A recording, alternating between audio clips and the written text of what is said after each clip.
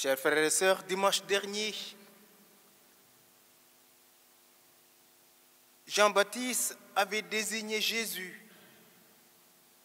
en disant « Voici l'agneau de Dieu qui enlève le péché du monde ». Jean, il voit venir à lui Jésus et il fait cette déclaration solennelle parce qu'il est le dernier des prophètes. Et voilà, il ouvre le Nouveau Testament, comme il le disait lui-même, quand ses disciples vinrent auprès de lui, en lui disant, « Maître, celui que tu avais baptisé, tous vont vers lui. » Et à Jean-Baptiste de répondre cette belle phrase, « Il faut qu'il grandisse et que je diminue. C'est pour lui que je suis venu. » Et voilà, Jean, après avoir désigné l'agneau, termine sa mission. Nous connaissons la suite de Jean. Aujourd'hui, il est en prison parce qu'il a osé dire la vérité à Hérode. Voilà ce que coûte l'annonce de la bonne nouvelle. Et voilà, Jésus commence sa mission apostolique en quittant Nazareth, ce beau berceau familial, pour se retrouver à Capharnaüm. Et Matthieu nous précise le pourquoi.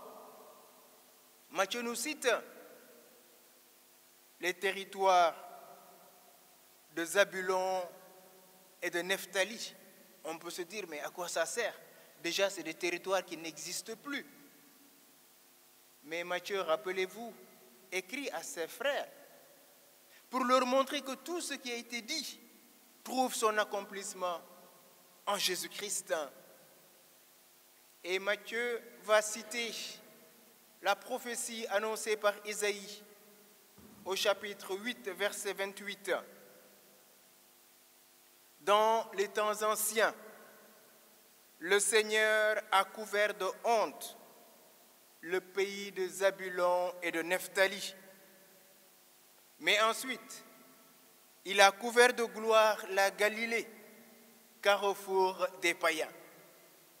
Et c'est le texte que nous avons lu dans cette première lecture sur les habitants du pays de l'ombre et de la mort.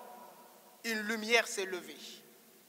Et ce texte, nous l'avons entendu à plusieurs reprises durant le temps de l'Avent, plus particulièrement le jour où ces mages ont découvert grâce à l'étoile le nouveau roi couché dans une mangeoire. Ils l'adorèrent et ils étaient remplis de joie en repartant chez eux. Matthieu nous montre que cet homme que voici est venu pour accomplir la promesse faite à nos pères en faveur d'Abraham et de Sarah sa jamais. Oui, les habitants du pays de l'ombre et de la mort, ce n'est plus seulement les nations païennes, mais c'est tout homme qui refuse d'accueillir la lumière. La lumière, lui, dans le monde, et le monde ne l'a pas accueilli. Aujourd'hui, le pape nous donne la joie de célébrer en ce 3e dimanche la parole de Dieu. Cette parole qui est vie, cette parole qui est lumière sur nos pas, comme nous le rappelle le livre d'Habakkuk. Oui, la lumière s'est levée. Aujourd'hui, il n'y a plus de frontières, raison pour laquelle Jésus se trouve en Galilée, carrefour des nations païennes. Et marchant sur le bord du lac, il pose son regard sur 2 hommes, Pierre et André. On dit, Jésus voit que c'est beau, frères et sœurs, de lire dans tout l'Évangile Chaque fois que l'on dit Jésus voit ou Jésus regarda, on l'a entendu au cours de la semaine en méditant le premier livre de Samuel, le sacre du jeune David. Le prophète, en voyant le fils aîné venir, il était haut, costaud, beau à voir. Il dit sûrement c'est lui le roi. Et le Seigneur, par une motion intérieure, lui dit non, c'est pas lui. Son second frère, le troisième, jusqu'à ce que tous les frères puissent passer. Et Dieu dit au prophète, vous les hommes, vous regardez l'apparence, mais Dieu regarde le cœur. Qu'ont-ils de spécial Pierre, Jacques, Jean et André? On nous parle que de leur profession. Ils sont des pêcheurs d'hommes. Au moins, ils n'étaient pas des fainéants. Ils étaient à l'œuvre. Et c'est dans leur lieu de travail que Jésus va poser sur eux ce regard. Et leur fait cette invitation. Venez à moi, et je ferai de vous des pêcheurs d'hommes. Voilà la puissance de la parole de Dieu. Des pêcheurs de poissons qu'ils étaient. Ils vont devenir des pêcheurs d'hommes grâce à la parole. Car sans moi, dit Jésus, vous ne pouvez rien faire. Oui, ils étaient habitués à capturer les poissons et à nourrir leur peuple, leur famille, leurs proches. Aujourd'hui, ils vont aller soutirer les hommes dans les eaux de la mort pour les faire entrer dans le royaume. Et Jésus commence son ministère en nous disant cette parole solennelle, convertissez-vous. Se convertir, en grec, ça veut dire métanoïa. Métanoïa veut dire un bouleversement intérieur qui nous prend aux entrailles et qui nous tourne vers l'essentiel qui est le Christ. Convertissez-vous. Pourquoi? Pourquoi on se convertit, frères et sœurs? On peut se dire, on est baptisé, on va chaque jour à la messe. D'ailleurs, on fait l'office même chez les frères. On se confesse. Est-ce que cela, c'est se convertir? Se convertir, c'est accepter de marcher à la lumière du Christ, lui la lumière du monde. Mettre mes pas sur les pas du Christ et croire en toute chose que Dieu ne peut pas se tromper ni me tromper. Voilà la conversion. C'est accepter que ma vie ne soit plus à moi-même, comme on le dit dans la prière eucharistique, mais à celui qui s'est livré pour moi. Et comme dira Paul dans la lettre aux Galates au chapitre 2, à partir du verset 20, il m'a aimé. Il s'est livré pour moi. Ma vie n'est plus à moi-même, mais à lui qui m'a aimé et qui s'est livré pour moi. Raison pour laquelle, dans cette deuxième lecture, Paul, pour rappeler à ses confrères de Corinthe, rappelez-vous, chers frères, qui a été crucifié pour vous? Ce n'est ni Paul, ni Pierre, ni Apollos. Pourquoi tant de divisions parmi vous? Et hier, nous avons clôturé la prière pour l'unité des chrétiens. Et cette parole reste une vérité dans la communauté chrétienne que nous formons. Combien nos communautés sont encore divisées?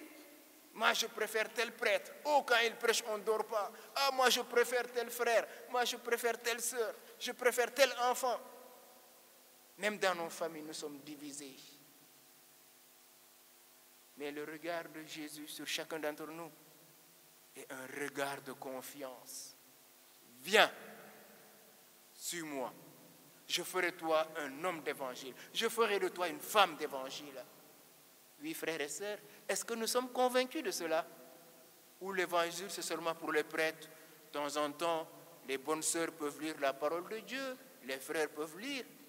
Bon, nous, ça va, on l'écoute le dimanche. Est-ce que la parole de Dieu est une lumière sur nos pas? Est-ce que la parole de Dieu est celle qui va agrémenter notre quotidien?